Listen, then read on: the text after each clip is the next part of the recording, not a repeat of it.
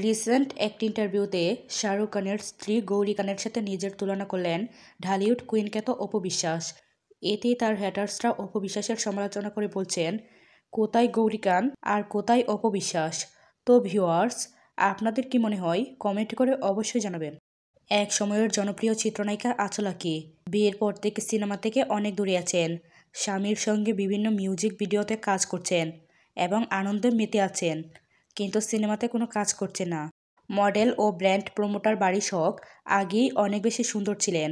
তার আগের ছবিগুলো আর এখনকার ছবিগুলো তুলনা করলে সেটা স্পষ্ট বোঝা যায়। তো ভিউয়ার্স, মডেল বাড়ির শখকে আপনাদের কাছে কেমন লাগে কমেন্ট করে অবশ্যই জানাবেন। ভক্তদের অনেক আশার বাণী শুনিয়েও এখনও একটি নতুন সিনেমাতে যুক্ত হতে পারেননি অপু বিশ্বাস।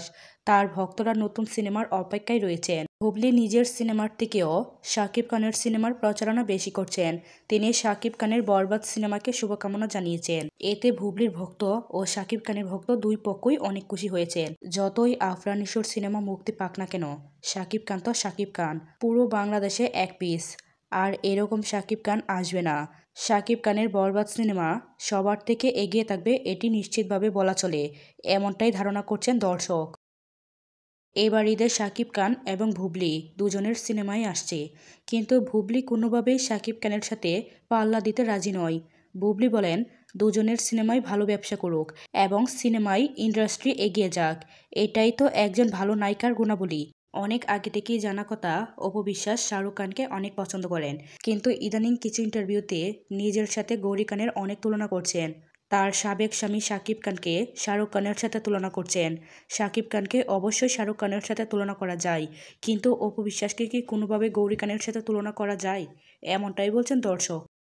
অবশেষে মুক্তি পেয়েছে আফরান নিশোর দাগি সিনেমার টিজার, কিন্তু সেই সিনেমার টিজার দেখে মনে হচ্ছে নাটকের টিজার দেখেছি, তাকে নাটকেই ভালো মানায়, এমনটাই মন্তব্য করছেন সকল সিনেমা প্রেমীরা। তো ভিউয়ার্স, আপনাদের কি মতামত কমেন্ট করে অবশ্যই জানাবেন।